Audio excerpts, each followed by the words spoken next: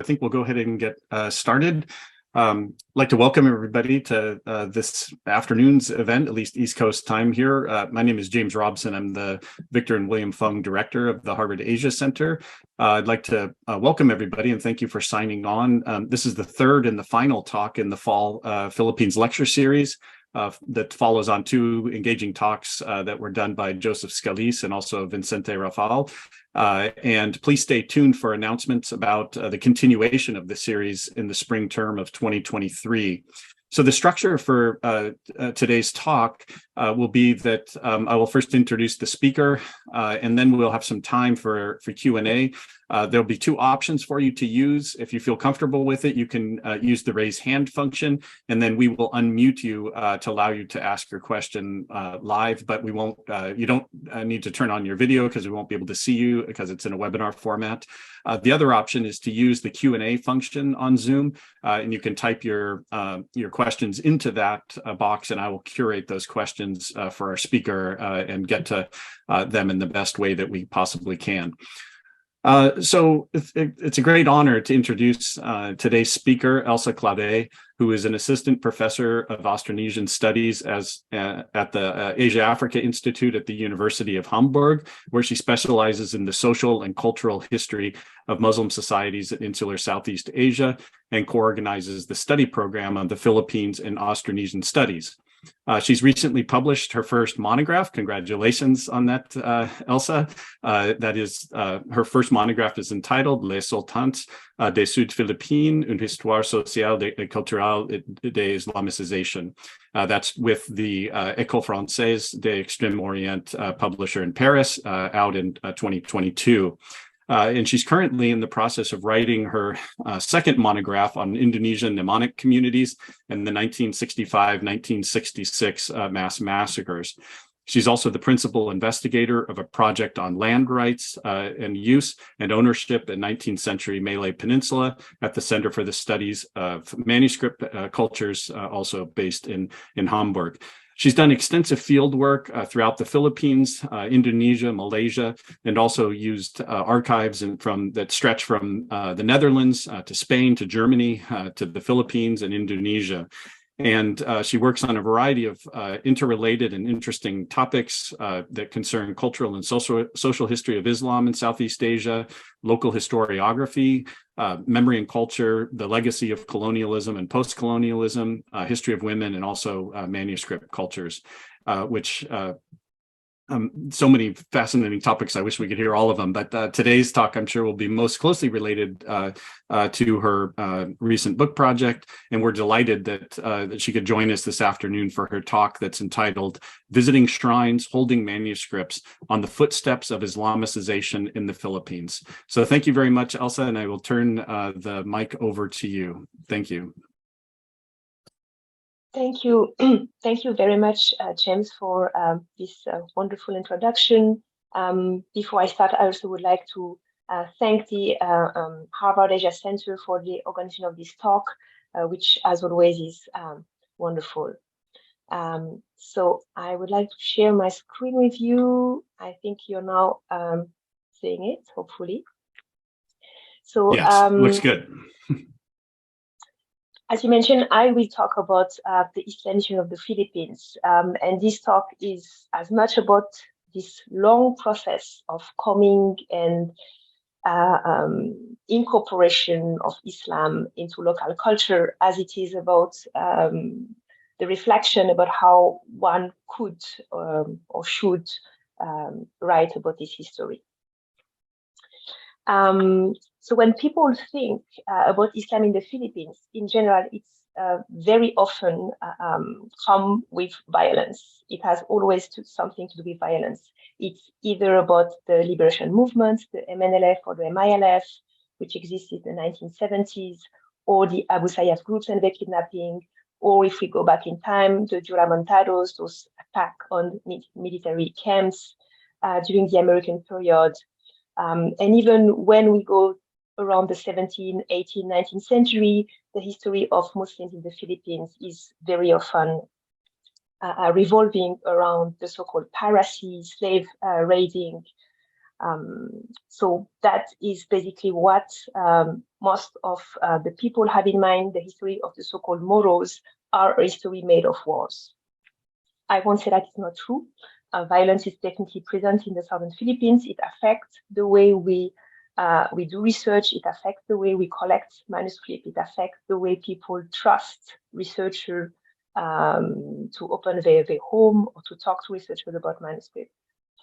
But the history of Islam in the Philippines is also a history of trading networks. It's a history of contact and exchanges of ideas and practices that have merged to form the cultural matrix in which Muslim communities in the Philippines have developed. So it's both a history of cosmopolitanism and localism. And in this talk, I would like to highlight this history by looking at stories and practices. I would like to look at words, rituals, manuscript, performance, because all of those elements are part of the cultural memory of Muslim communities. And although they form different reactualization of the past at different periods and are sometimes not considered as strong historical sources, I argue that they inform about the coming of Islam and also about the changes that it has brought into the societies living in Mindanao and Sulu, as much as any other classical historical source would do. And maybe, if I dare to say so, in a better way. But before I dive into this past, I would like to present briefly this Muslim South, namely the islands of Mindanao, these big islands on the right, the island of Palawan, and the archipelago of Sulu, with the islands of Basilan, Jolo, and Tawi-Tawi. Actually, there are 13 ethno-linguistic groups in the southern Philippines, but for this talk, I will concentrate on 7 of those groups, which were particularly important in the sultanates for the political and the administrative roles that they play.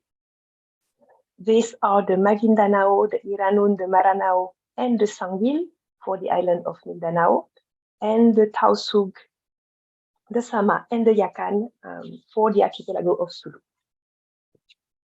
So on this map, in white, the white names represent the Muslim groups, and in black, you have the non-Muslims. Of course, it's a very approximative maps based on data gathered in the 19th, 20th century. So it's far from being accurate from the periods going to the 15th to the 19th century that I will cover in this talk. But it gives an idea. And the names in black are in fact names of non-Muslim groups that are mentioned in the sources, oral and written sources, as being part of the Sultanate or in relation, close relation to the Sultanates.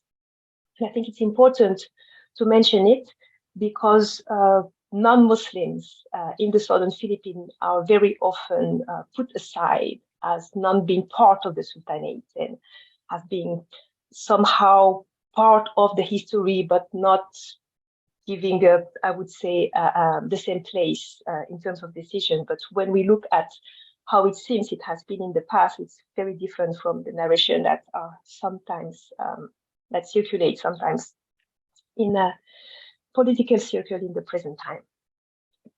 So what are those sultanates? Very briefly, and again, very generally, there are 4 sultanates or Muslim polities in the Philippines. The Sultanate of Sulu on the archipelago of the same name. So those circles does not really represent anything because these were networks, so people moving and not really territory.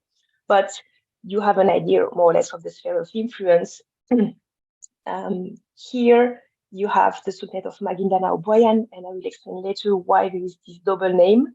It's not a double name that we find very often in the literature, but again, based on my analysis of the sources and understanding of how those sultanates were working, I see it as one entity with 2 heads. And then in the northern part, it's the pengampong Ranao, which is the 4 encampments of the Lake of Ranao around the lake, which is not drawn here. Although they had many sultans, sometimes more than 30 at the same time, it is not considered as having been a sultanate, at least historically, because they have not been in relation, let's say, to other polities before the American arrival. But I will mention them. They are also very important, and of course, all of those groups are related. And in Manila, there was a settlement, was a port that was ruled by three rulers, Muslim rulers, when the Spanish arrived. It was not a sultanate, but it was definitely a political organization headed by Muslims. And I will not talk about Manila today. So what are the sources I've been talking about, and that will occupy us for the next 40 minutes. First, there are different forms. These are both oral and written sources, sometimes written in the original language and script, as you can see, sometimes in Malay, as here, written in Jawi, which is the Arabic script adapted to Malay or Tausug, and sometimes they were also written in other local language like the Magindanao or the Maranao, and then they were called Kirim. But I also used transliterated sources because that's the only sources that remain, epics. And sometimes we also have to reconstruct the sources based on the English translation. So there are, and of course, those oral sources through interviews. So there are four types of sources that I will talk about today.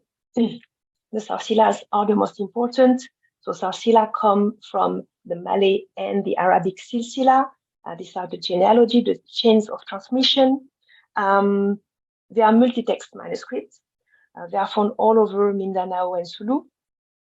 And they contain, of course, genealogies, but also myths of origin and foundation and diverse texts that are all important to extend the foundation and the continuity of the place. They can also contain epics, for example. I also use epics. So here is the cover of one of the many volumes of the Darangan, which is the pre-Islamic epic from the group, the Maranao, which is a Muslim group, but which still is use this pre-Islamic epic, which, if I have the time, I will explain how it's articulated to other Muslim tradition. I also use the Radia Indrapatra from the Magindanao and the Silungan Baltapa, which is another epic from the Sama. But I have been collected shorter narration, mostly visiting shrines and talking to people. This, in fact, echo the Sarsila, and they are named Kisa or Tultul, and they are part of the oral literature of the Tausug, the Magindanao, and the Maranao. And they all deal with stories of origin. Finally, there are other manuscripts of interest, which are the Quran and other kitabs, which are books containing religious and esoteric knowledge. And I mostly use them for their illumination and what it says of the cultural context that they seem to show. So why do I use those texts, and what those texts are, I would say, what can they tell us? Well, through those texts, one can access, of course, the way through the communities, articulating in their own term the coming of Islam. And that's important to know how they were looking at it. But one can also trace the circulation of stories and ideas, although I do not think I will have the time to deal a lot with ideas today, because it's come from a later period, the Reform period, but stories about Islam and stories which came with Islam. And finally, one can follow genealogies and the transmission of Islam from one group to another, which is quite useful to date, or at least to trace a very large chronology. We have, I will explain that later. Chronology is the big problem when you don't have dates in your inscription or in your manuscript, but it can help, counting generation to at least locate that in time. And of course, when one look at how those sources are read and used, one can also understand in which way it organize society and territory. And I would say that's my favorite part. That's in this way that I found those sources the most interesting to look at. So I explain all those beautiful things on the sources, but I say that there is one big problem, which is datation. So we have very few dates in those sources, and in fact, we can't really date the coming of Islam. What is the first trace or the first sultan through those sources? For that, we have to rely to two other written sources. One inscription that you see here, it's a tombstone dated 1310. It's a foreigner, a certain Tuan Makbalu. There's a new reading by Roderick Orlina, which read it Yahya bin Makbalu or Makbala. But it's the same man, which is a foreigner and which have died away from his land. And he has now a mausoleum at the top of a mount in Sulu. The second source that we have are, of course, Chinese annals, which are always very useful to find dates in Southeast Asian history. In 1417, there was an embassy from the state of Sulu, so very well-known history, where three rulers came with more than 300 people to China to offer tributes. And on the way back, one of the rulers passed away, the ruler of the eastern country of Sulu, and is still buried there. And then we can find also in the annal different mention of the cult and the family staying there over the years. But this is important for us for one thing, because we know that at that period first, the Sulu state was strong enough, rich enough to send an embassy to China. It was considered as equal as Malacca, which was a very important sultanate in terms of trade. But most importantly, there was no sultanate at that time. There were three rulers. And what is interesting, it's not the topic of today, is that one of the person who went to China is the wife of the deceased administrator of the Sulu Dong. And the Sulu Dong seemed to designate the inland, the central part, the mountainous part of Sulu, which is also interesting because it seems to point to a Negrito population, or at least inland population, and it's not the image that we have traditionally of those embassy and those sultanates or important kingdom. So what we know is that in the 14th century, Muslims visited Sulu often enough, and that communities probably stayed there. And that someone died and could order, could extend after a tombstone and have it brought back to Sulu because it's not a local tombstone. And we know also that in 1417, the Sultanate on the island of Sulu was not yet built, at least not yet centralized, that there was 3 districts ruled by 3 rulers. And about a century after, in 1521, local genealogy in Brunei and Sulu record the first marital alliance of the 2 sultanates. So we know that at that time, there was a sultanate, and at the same moment, the Spanish passed by and explained about the sultanate. So the rise of the Sulu Sultanate is somewhere about between of the 15th century, and a safe date is the middle, right? It does not mean anything, but when we don't have more clue, that's what we say. And it's about a few decades later that at least the Sultanate of Magindanao-Buayan is also came to existence. So now that we know around what period Islam arrived, at least Islam is politically institutionalized, let's see who bring this Islam. So again, based on those local sources, what we have is figures of Islamizers. So these are not historical figures, but they said a lot about, how Islam spread. So local sources are very informative about these influences related to the spread. I won't say that it's the first source of Islam, that these are the first people who brought Islam, but these are the ones that are remembered. So different Muslims are said to have come to Sulu. They have tried to establish, for some of them, house of worship. Some of them just came to trade. They came at different time, and subtle elements in the narration also explain that they were not all very welcome. So there are differences into those four different moments and people that brought Islam. But one of the common elements is that we are all coming from the same place, which is the western part of Southeast Asia. And those places are known in other Southeast Asian foundation myths as being all related to the lineage of the Malay kings. These are Palembang, Minangkabau, and Johor.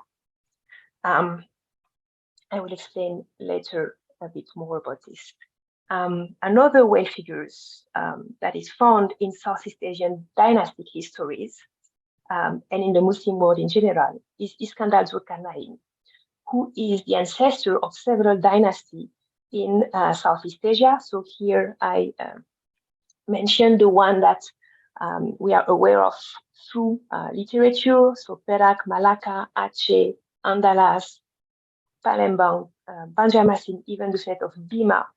And of course, also in Sulu and Magindanao, Alexander the Two-Horn, who is often compared, mistakenly associated to Alexander the Great. He's also present at the start of the origin of this new dynasty of rulers in Sulu and Magindanao. So what we have in those different narration, and I try to be a bit to synthesize and not to be lost in the detail, is that we have less historical, figures than figures of Islamizer that are present through their titles and status. There's no, except Abu Bakr, who was the name of a caliph and who could have been many people. The rest are just title and status. Sharif Kabungsuan is the youngest, the Bungsu, so it's the Sharif, the youngest son. The other are just formula. So they are not people, but they represent through their status connection and a geography. They draw networks, and in fact, the detailed description that we have in all this narration is quite interesting because they are very brief in a lot of things, but the trajectory that is taken by all these Islamizers is given in great detail. And it's always the same trajectory in the Sarsila or the Tisa or the Tutul. It always goes from Minangkabau, from the Strait of Malacca, Sumatra, up to the northern part of Borneo, southern Philippines, and very often it's stopped by Brunei. So the Sultanate of Brunei was indeed part of this network and played an important role at the early stage of the Islamization of Sulu. There are at least 3 matrimonial alliances that are recorded in different sources in the 15th and early 16th century, 16th and early 17th century, between Bruneian ruler and women from Sulu. What is more interesting is to compare Bruneian local history with the Silsila Brunei with the different Sarsila of Sulu. Because when we compare them, then we realize that there is a Chinese origin of Islam, which appear in both, and that is the common feature between the two sultanates. And in fact, it's almost unnoticeable in the written sources of Sulu because of other elements. But when one compares the different Selesila, the different version that we have, and the different version of the Sarsila of Sulu, become more perceptible. So I say that it's erased in most of the written sources of Sulu, at one exception, the tombstone that I showed earlier. Here is a picture from the start of the 19th century. We know a similar tombstone from the southern China, the cemetery of Guangzhou. It was a study by a scholar named Chen Dasheng, very detailed studies about that. And he clearly linked this tombstone with other tombstone produced at the exact same period, if not the same year. And they're also very similar to tombstone from Brunei that are dated from the 14th century. So the Chinese link in Sulu is also present in oral tradition. In fact, it's extremely present in oral traditions surrounding the shrines. There is always a Chinese companion. The kisa, the tultul that we have in Sulu, in Tapul, are always mentioning those companions that are accompanying Sufi traders. So now that I talk about more or less the periods and more or less the two different large influence that we have in that contributed to this cultural matrix in the southern Philippines. One is the western part of Southeast Asia, which is the Strait of Malacca and Sumatra, this Malay world, and the other is the Chinese link, or at least a link with Muslim communities in China through Brunei. I would like to talk about what was the Sultanate, because it has been a question that I've been asking myself a lot. I won't present the two sultanates of Sulu and Magindanao-Buayan in detail. It will take too much time, but I will take the example of Magindanao. So the question I would like to answer is, in fact, what was brought by Islam and in which way it changed the local social and spatial organization of what existed before. So we know that at the arrival of the Spaniards and more before, it's the upstream house, Buayan, which was more important. So we know it because when there was a kidnapping of Spanish, they were brought to Buayan, to the Raja of Buayan, who was the one decided if they had to be released or not. We know that also because in the letters that were sent to the Spanish, the first one who signed, were always several signatures, was the Raja of Buayan.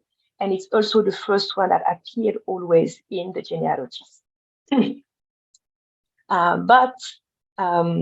here you have a map from 1686, when in fact it's already the Sultanate of Magindanao, which has become more important. If you look at this map, so here is the southern part. So what you have on the left, see this indicate the north. So that's the north part, that's the south, and that's the west. So here is the Pulangi River. So it's downstream and it's upstream. So there is no lagoon like this in existing in Mindanao. And here it's written, the lagoon of Mindanao have a lot of population, and the king is Mongkai, and this you have the other bay. So here there is a disproportionate representation of upstream because it was still considered as important. They had no idea of what was upstream, because even until the 19th century it was very difficult to go upstream for Spanish, but it was so important, that's how they represented it. And we have another testimonial from Jesuit Combes, who said that in the 17th century, although the king of Buayan is the true and legitimate king, and he has more power in terms of people, he is less estimated because it's Mindanao which now has the Lutaos. So, and those Lutaos could wage war. So those Lutaos is a big question mark. We don't know which population they were, but we know that they migrated, they came to Mindanao in the 17th century after the Dutch arrived in the Moluccan island and disturbed the local trade. And because they arrived and they took over the trade, the spice trade, then merchants left, and where local merchants left, and were looking for other places, and a lot of them came to downstream, and that's how it's one of the events that basically creates those conditions for the rise of Magindanao. But we were not just an upstream and a downstream house. There was also a lot of settlements in between, which were called the Nigri or the Nagri. That's come from the Sanskrit Nagara, and Nigri or Negeri is also something that we found in other places in the Malay-speaking world. In the Malay Peninsula, that was the largest settlement, usually departing from the bank of a river, sometimes going from both sides and extending inland. So in Mindanao, it seems that it has been more or less the same thing. We don't know how large these Negri were, and we don't know how many they were. And Negri were also moving with people. When the people disappeared or moved, and the Negri was not existing anymore. But we have the most important that are listed in different Sarsila. So here I just reproduce a short part of a Sarsila for two reasons. First, because it's written in Malay, and we are in Mindanao, so it's one of the evidence that Malay was used in Mindanao. Second, because it seemed to me that this is a compilation of the first phrases, first sentence of different Sarsila. So basically it says, this is the story that explains about the king of Buayan. This is the life story about the king of Mandanawi. This is the genealogy of the king of the Ilanun, of the Negri of the settlement Ilanun. And this is a story about the king of the Negri Bakayawan. So it has been different like this. So we have few. We don't have, in fact, the manuscripts, of course, of the different Negris. These are either lost or kept in private collection, but few traces in other manuscripts make me think that, of course, they exist for each Negri. We have those Sarsila. So that's if we want to summarize what was a sultanate in Mindanao, it has a sultan. To be a sultan, you need to have a genealogy with a certain lineage. That was it was very important, and still very important to keep it. And then it had a very different territorial structure and expansion depending on where it was. Sulu was organized completely differently, but in all the cases, there is always several heads. There is never one sultan or one royal house. In Sulu, there are several royal houses competing claim all the time, and the sultanate was just going on like this. That's why it's so difficult for historians also to reconstruct the succession of the sultans, because sometimes the data and the letters that we have just does not match, or sometimes letters of sultan appear and the sultan is written nowhere. And it's because of those different heads that complexify, different houses that complexify, let's say, the story. Now I would like to talk about the third theme in this Islamization, is how Islam was practiced in Sulu and Mindanao. But here I focus on Sulu because that's where I did my field work, and it's also seen that is a little bit more maybe preserved because it's so difficult to access those islands. So practicing Islam and talking about Islamization is understanding how people conceptualize the world, conceptualize the seen world, the unseen world, the life and death. And looking at the practice around potent places, that is something very common in Southeast Asia, Buddhist, Muslim, Christian world, is quite helpful. In Sulu, it's called tampat. It's the same thing which is called kramat in Java and in the Malay Peninsula. Kramat can be places, but they can also be animals. They can also be objects that are potent. But most of in Sulu, at least in the Philippines, they are always places, potent places. There are different types of kramats. They can be the kramat of sultans. So here you see the grave of Shariful Hashim, which is believed to have been the first sultan of Sulu. And again, there is a tombstone which seems to be very much of having Chinese influence. And they can be also tampat of wali, of Muslim saints, learned men that are believed to be closer to God because of their knowledge. These tampats are interesting because they both belong to a very common and cosmopolitan Islam that we found in Southeast Asia, the Indian Oceans.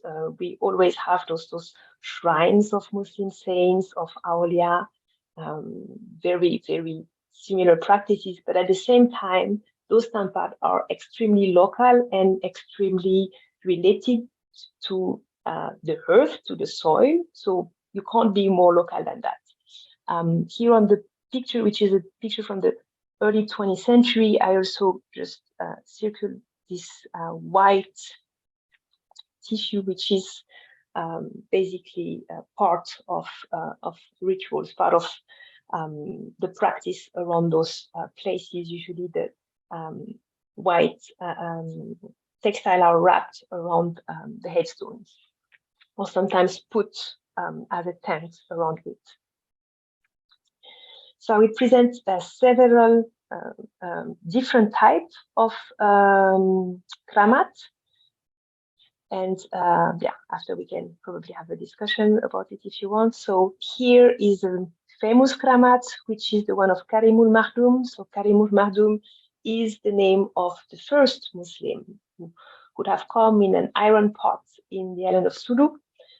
It's near the first mosque of the Philippines, and about which now is just the pillars are remaining. So it's a new mosque, but the wooden pillars are still here and placed under glasses.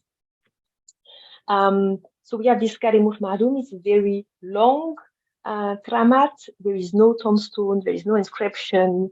You know, it's a coral stone and sand. And the shape is maintained by people bringing sand every time they come to basically practice Islam, to thank for something that had happened to them, also to commemorate moments that can be related to Islam in general, so the anniversary of the Prophet, or that can be related to local history of the island. What is interesting with the tampat of Karimul Mahdum is that people do not agree about where it is, and it's something which is not unique in the Malay-speaking world. There are multiple places where Karimul Mahdum is, where there is his potency. Some are in Sulu and some are in Sabah, in the northern part of Sumatra, in present-day Malaysia. And when I asked the caretakers, he explained that there was a communication between those tampats. And in fact, it's a mystical geography that linked the southern Philippines, this Sulu Sea. Another interesting example is the tampat in Butubik in Holo. And it's interesting because it's a Muslim shrine, but what is represented is clearly a lingam and a yoni, which are a known symbol in Hinduism, which represents the union between the male principle and the female principle, which in fact are not foreign at all to what we have in the myth of foundation for the Islamization. We have the same scheme, the same idea of the union between a male and a female principle. But here, yeah, that's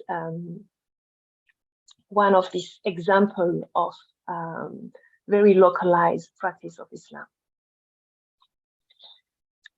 So I hope I haven't been too fast, but now I would like to have a few words of conclusion about this principle of cosmopolitanism, localism, the history and the memory of Islam. So the first thing that when I started to work on this project, I wanted to know about Islamization, I wanted to know about dates, I wanted to know about very concrete facts. And little by little, I realized that a date or a person won't tell much about Islamization because it's a long process. And it does not tell me about how people conceptualize, perceive, and pass it on. And the more I go, the more I think that the cultural memory and the history of Islam should not be opposed, especially in this context where local historiography and the conception of what is history is different from, of course, the conception that we have in Europe. So local historiography of Islam is very much the link to the origin. In fact, there are different terms that are used to explain what is history. So there is not just one term for history. And every time there is a link to the origin, the term is sarsila. So sarsila does not mean genealogy, it means history for Muslim communities. And it's not just about Islamization, but it's the origin, it's something, an event or link to the origin of the group or the place. Third point, I think that, I mean, it has become obvious because of the problem I had to gather written sources during my fieldwork, but looking at writing and at the same time reciting orality and written practices together is extremely important in the Malay world in general, but also in this context, because that's the active process of history. People are going to the shrines very often. I won't say every day but it's not once. Sometimes it's not just by certain communities. It's really living history, and it has happened to me to see that in the length of 3 months, manuscripts were written, were copied, translated in another language, and passed in another person, without and partially translated. So it's really something, and without the person that received the manuscript could read part of it. So there's also this idea that keeping a manuscript written in a language which is not understood anymore, like Malay, is a sign of, is a link to the origin. So a sign of authenticity maybe, or something that should remain, even if it's not understood anymore. And all that, it's are elements that explain why Muslim societies in the southern Philippines were able to take different Islamic influences and make it their own. So it may seem a very, very general and not so profound reflection. So let me illustrate that with this image that we have on the left. It's a story of the Prophet, a Maulid. It's something that is also one of the very common texts that is copied and circulates around the Muslim world, and especially in Southeast Asia. So here the page is upside down. In fact, I mean, it's the illustration in the right sense, but the writing is in another sense.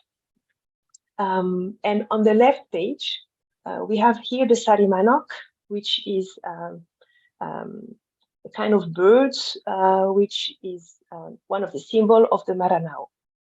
Definitely pre-Islamic and extremely characteristic of the group.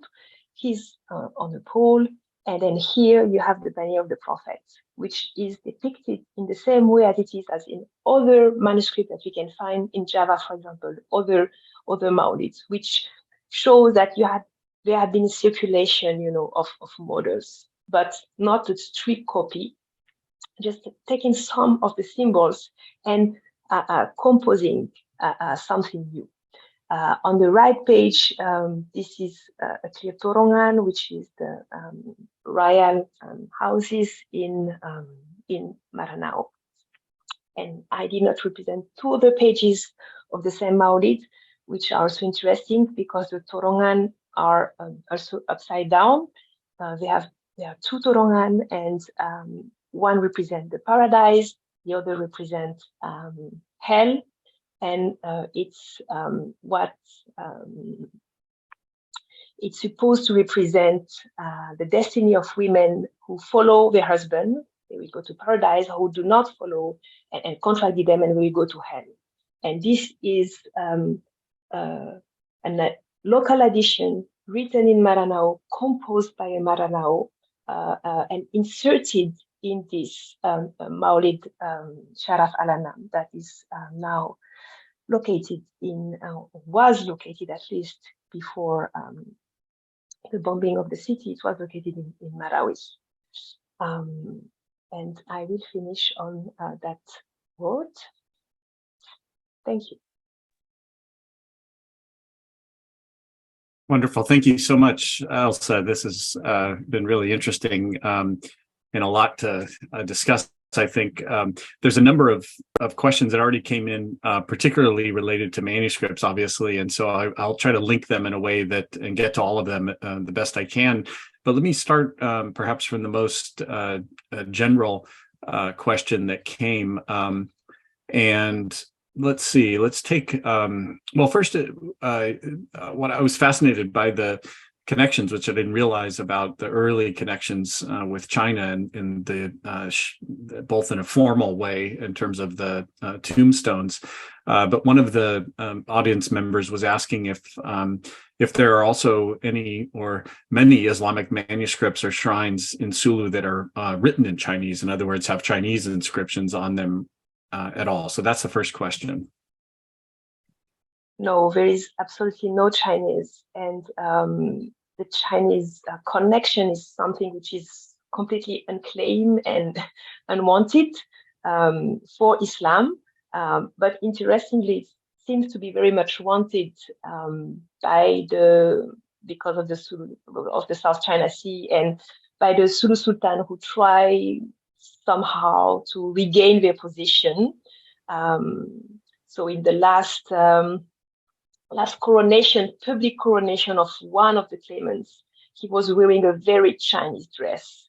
It was very unusual, like Malay, but extremely Chinese. So in general, it's not something that is searched for, except in this context. Okay. The second question was, and I should just remind everybody that please, you can use the Q&A function on Zoom to ask questions, or you can also use the raise hand function. So feel free to do that. This question was asking about, other than the Salasila and other manuscripts in the local languages of Islamic conversion, such as the 1001 Masala, thinking about Roni Ricci's work on Islam translated, and how these later narratives have been embedded within that, or have embedded within them, the cultural memory of conversion into Islam. So are there other of these Salasila that you can talk about? No Salasila, but the Darangan, for example, these big epics of the Magindanao, exists both in a written and an oral sources, but mostly, the oral sources, it's mostly performed orally, and the manuscript is usually almost never owned in its entirety or never shown. So it's difficult to analyze, but orally, it's very often linked to a Sarsila, because the Darangan in itself, it's the history of the different encampments of the lake. It has nothing to do with Islam. And in fact, at the end, it explained that the Maranao reject Islam. They reject the Islamizer of this Sharif Kamusan is coming, and in fact, they do not accept him. And because of that, they're petrified. But then, suddenly, it's not explained why. Then you have a story. It continues with everybody is Muslim and everything is going well. So in this term, in this sense, but it's not in a manuscript, but in this sense, how the Darangan is explained, there are different texts that are coming together at the beginning or the end or part of it, yeah. And also the Raja Indrapatra, which is the local version of this very known hikayat in the Malay-speaking world, is also inserted in the Darangan. But a study has been made about it. It's also a Maranao composition. So it's not a Malay text that has been translated. It's probably someone who has heard it orally and composed after a very different Maranao version. Mm-hmm. Okay. Let's stick with the manuscripts for just a bit longer.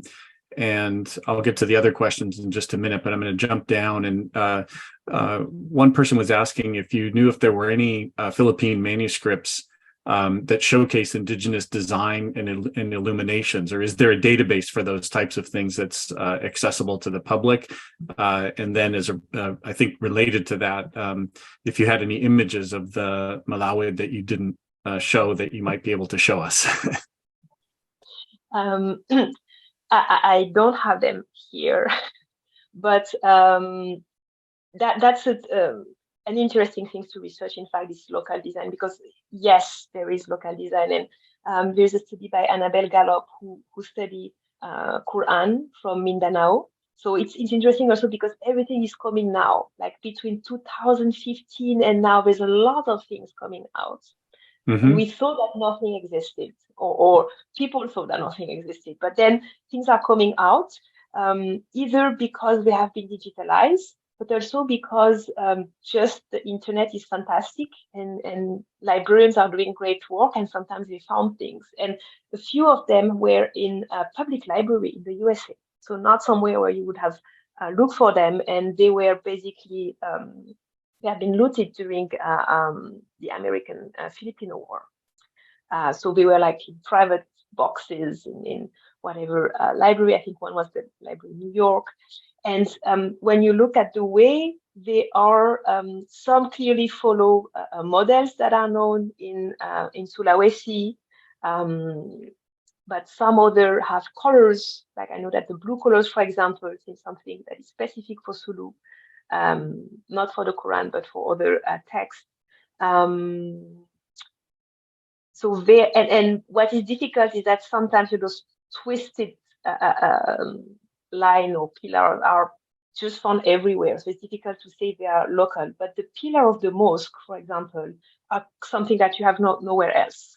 And these are wooden pillar. I don't think they have been dated. A long time ago, I've heard that they've been dated by a Japanese team when I was in the Philippines, but I never found any data, any publication about it. And now they are those glasses, and the design on it is local, but nobody have yet studied really, because the corpus is still to be gathered. There is local initiative, I think it was 2008 or 18, I forgot. I think 18, between a group named, I think, Kalimangan or something like this, and they have been digitalized. They've been digitalizing manuscript in Marawi. Yeah, 2018 was after the Marawi siege. So it's not a lot, but it's more than anything that has been made before. And it's the first project of digitalization that I know. The other person working on it and have form a database, which is not exactly online, but the catalog can be downloaded. Is Kawashima Midori in Japan, and her group have been working. But it's always, and which is interesting, it's always around the Ranao Lake, among the Maranao, which are the last Islamized group, but the one among which this section of ideas and reformism Islam had the biggest impact in the 50s and the 70s. So most of the manuscripts come from there. Mm-hmm. Yeah, I was going to interject my own question here that's related to this, and I'm not sure if you were just, now in your response primarily referring to those that are, with illustrations and design and things like that, but just the general conditions for where manuscripts are held, or you mentioned in your talk about possibly some in private hands. What is access to those like? Is it possible? Are there other collections? Are people willing to share those? What type of condition are these in? It sounds like it might be a worthy project for something like the British Library's Endangered Archive program. These seem to be rather in difficult situations for preservation. So, any other? Maybe you answered that in those comments, but if there's other thoughts just about if that was geared to manuscripts in general or just the ones that you were discussing, but yeah, there are other manuscripts. One of I think the first slides, maybe I can share it again, of the presentation was an old Quran here, and it's in a state. It's a ball of paper. You can't really open it, but it would be interesting to see what type of paper is used, because it did not seem that was European paper. And there are things, usually, of course, they are kept, so as a heirloom, so they are kept in wrapped and in wooden boxes. So they could be quite preserved, in fact, from air or sunlight, and could be preserved. The problem is trust, and that's surprising, but at the same time understandable. At least it's what happened to me, but I'm a French researcher. And when I went there, people did not trust me because they thought I was a CIA agent. And I did not understand at the beginning what a CIA agent was going to do with the manuscript. But there is this distrust of researcher, because the first anthropologists that went in Mindanao to do research were American anthropologists, and they were researching about the culture of the Muslim, but to understand how to control better the elites. And this is really something that people remember. So, and this is something that I haven't encountered in Indonesia also, where people do not trust researchers. They will see political interest behind, even if it's extremely far from any political question.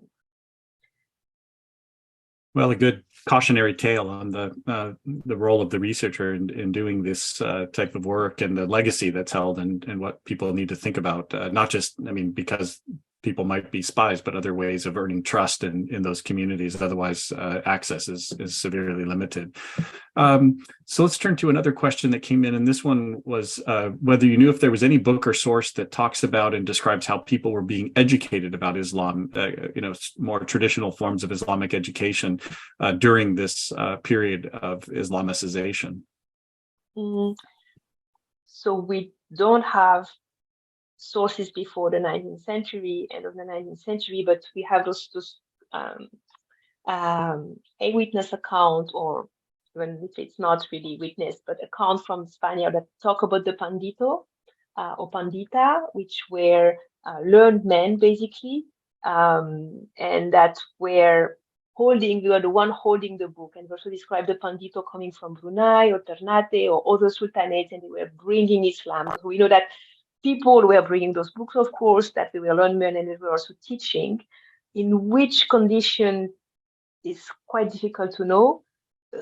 The beginning of the American period, there is a very good article, in fact, that just appeared in Archipel, which is a French journal on insular Southeast Asia, and it's about the history of this pandito.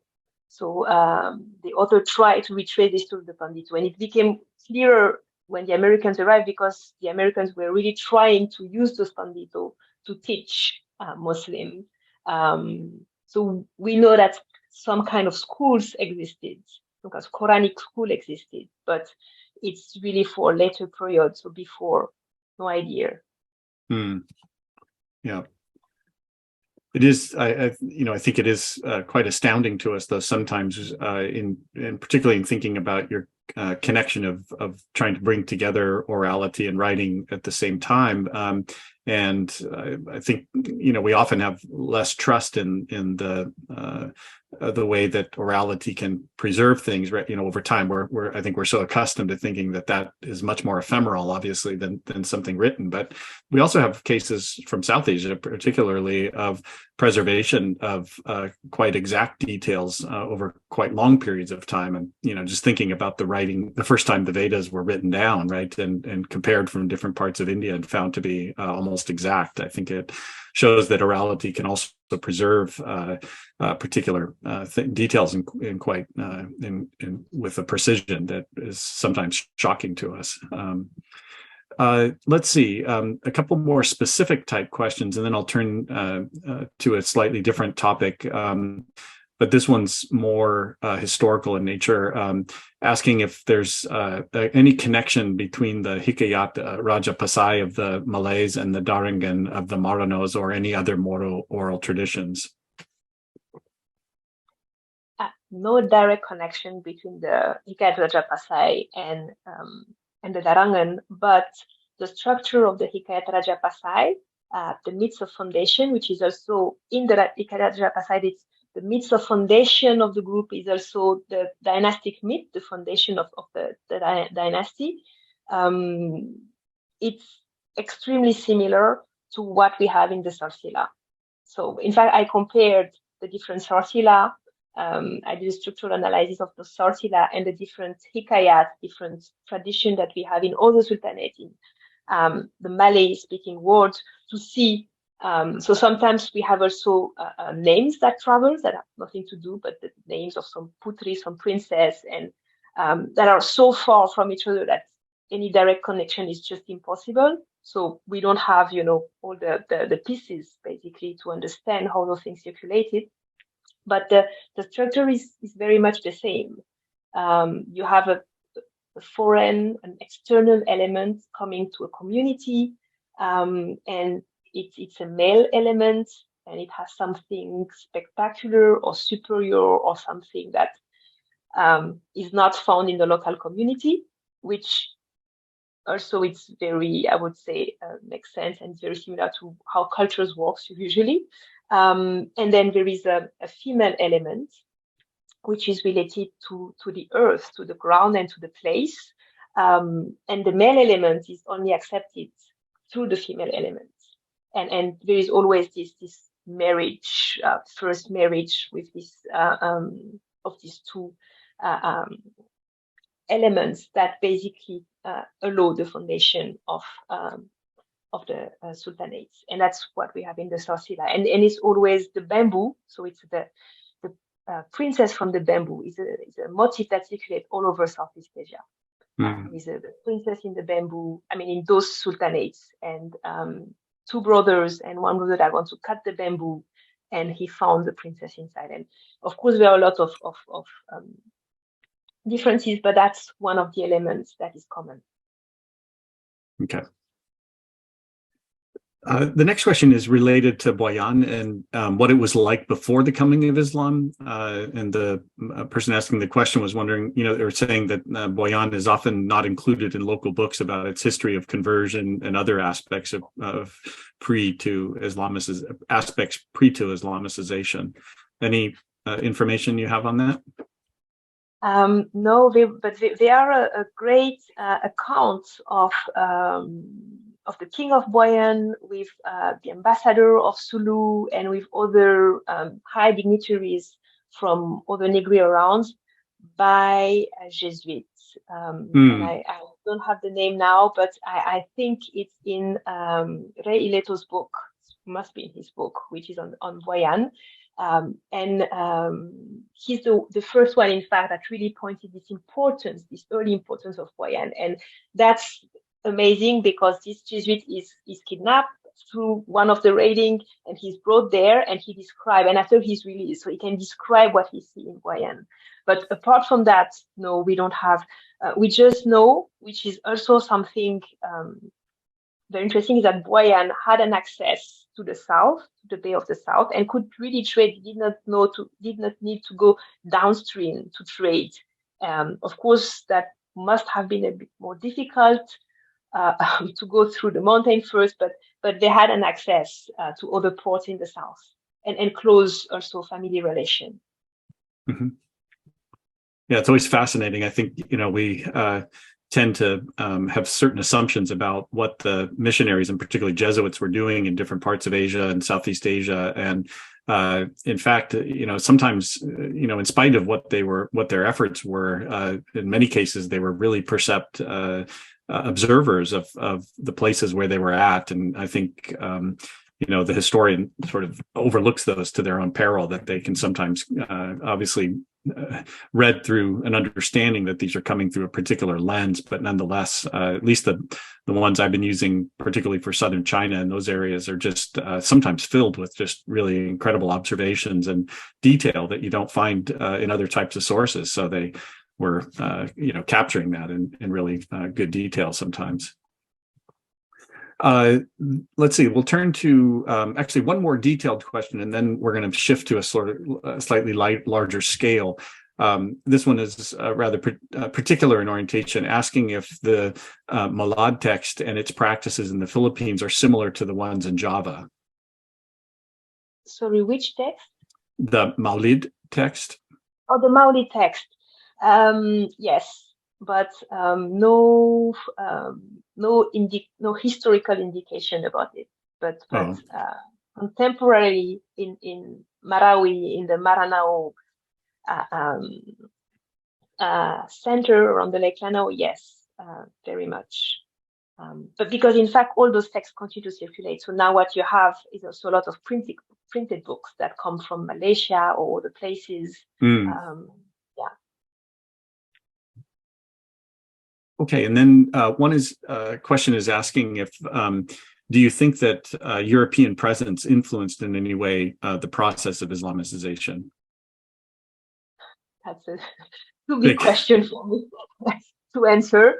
I think any process is influenced by whatever happened. So if it was not the European, so we decided that because the European happened, it cut the Islamization and it cut the connection between Manila and Sulu and Brunei, and Manila was not Islamized. So Manila was not extremely Islamized as well. I mean, there were 3 Raja that were basically monitoring the trade, but they were not dynasty or clergy, or they were no sultanates, or they were individuals related. So after,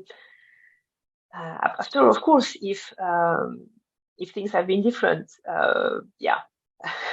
story won't be the same.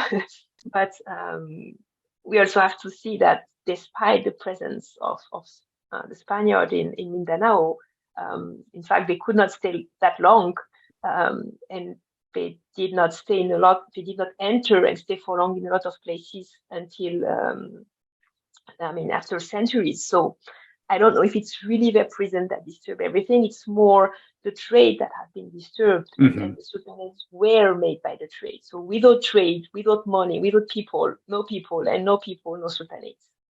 Yeah, that's always been, kind of my kind of mantra almost to repeat, in classes with students when you're talking about cultural contact, even over very in surprising ways, to follow the money, to follow the trade, to follow the people. A lot came along with that. And I guess just to stretch that previous question just a little bit further and recontextualize it slightly was something I was struck with in your last slide, kind of a concluding slide where you mentioned how Muslim societies are able to take in different influence and make it their own.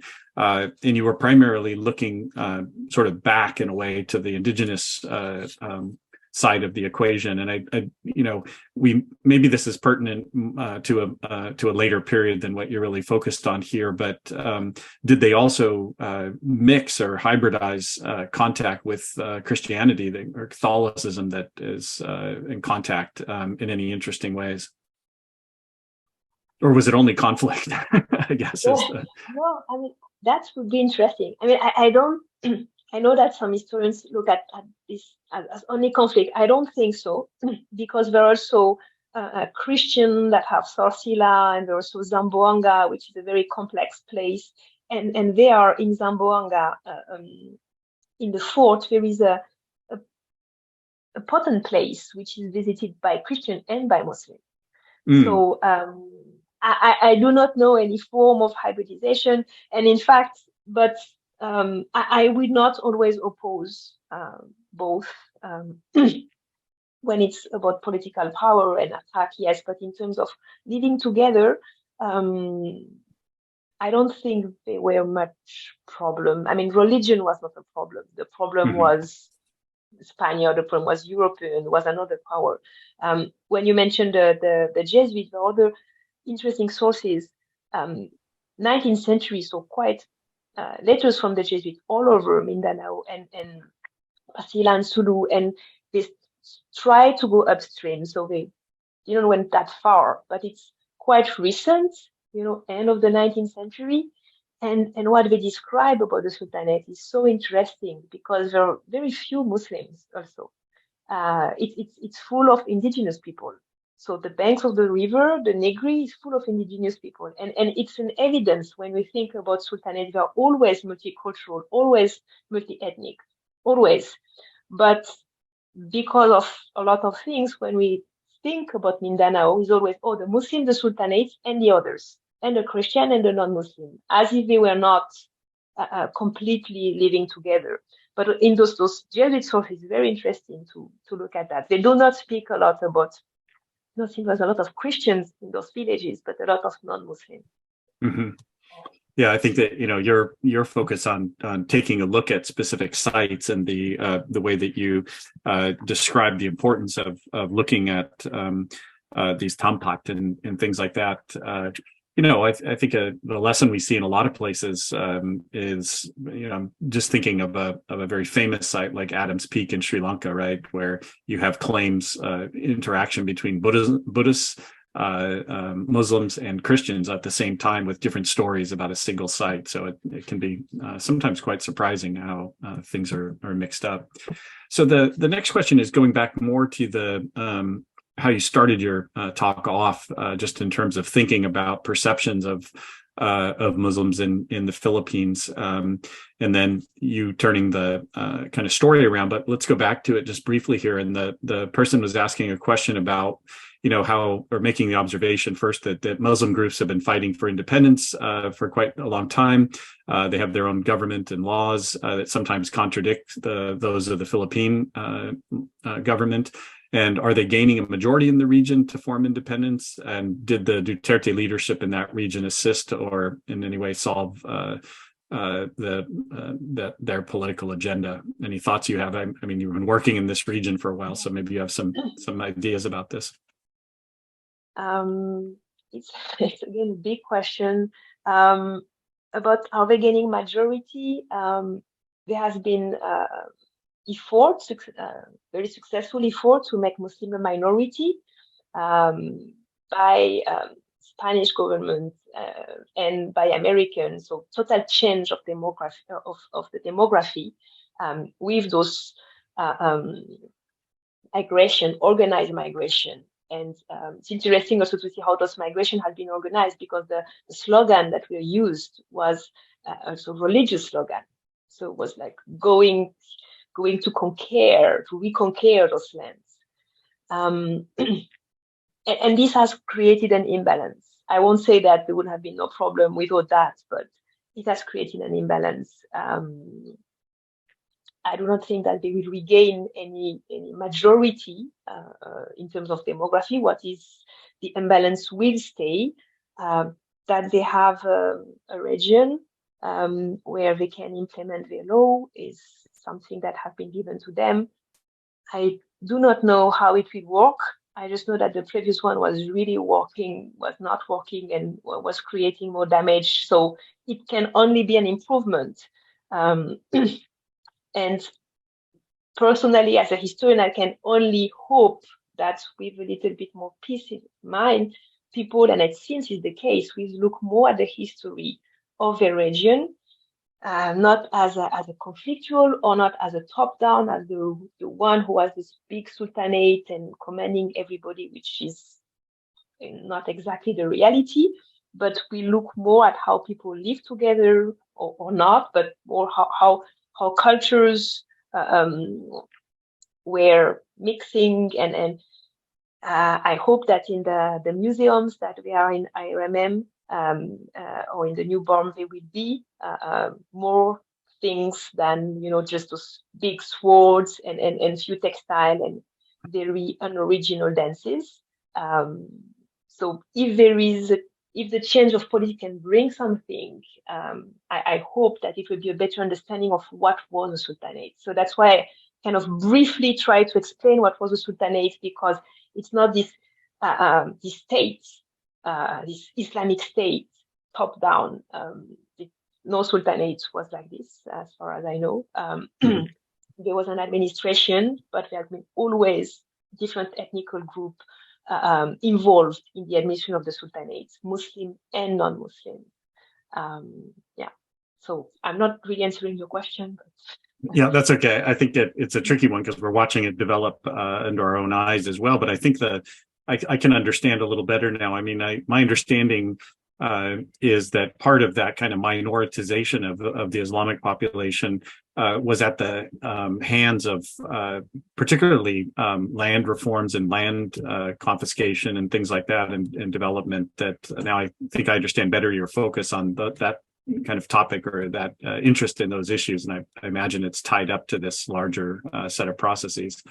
I'd like to interject just one more question of my own that is not closely related to the previous question, but something sort of thinking about. I mean, you're interested in history and memory as well, and I would think that some of the prejudices or preconceptions or misconceptions that are held about the Islamic period and the status of Islam in the Philippines has also then the historiography of that has been impacted by that modern context and certain types of perceptions. Is that beginning to change? Is there a change in the historiography to sort of shed some of those problematic assumptions that have probably guided the writing of this region of the Philippines in earlier periods? You mentioned new materials coming out, so maybe that gives the possibility for re-narrativizing this in a way that is not colored by those same assumptions. Any thoughts you have on that, just as how it's conditioned the previous historiography? I mean, to be sure, there's probably not a huge amount written on these regions as well. But anyway, any thoughts you have that would be interesting, just thinking about history and memory? Yeah, I think the manuscripts are coming at the center now, because manuscripts have never been seen so much as a source of history. I mean, like those manuscripts, they were more, a source of legitimacy. They were something kept really secretly in the family. But yeah, for the last years, I've seen people really putting a lot of effort in collecting those manuscripts, looking at the cultural interest, how they represent certain heritage, but also try to understand and read them, and found people who could read them. Again, this digitalization project, which did not come from local community in Mindanao, but still it came from Filipino. And when the local communities will be less busy with other people, other things, which I hope will come soon, they will definitely put effort on that. And in fact, there is a historian in Marawi, in Mindanao State University, Muslim historian. Years ago, he was the first one. He was not yet teaching. He's the first one who brought me, and he had no idea. He was always interested about the culture, but he was the first one who brought me in places I wouldn't have been able to go alone. And yeah, people like him will really go and look for those private collection and try to save what can be saved, yeah, to be studied. So yeah, I hope, but I think we still need a decade or two to have things really changing. Mm-hmm. Yeah, I think that's often the case. This when we have the new resources, then there's a bit of a lag time until that new type of history can begin to be written and rewrite the previous ways that these have been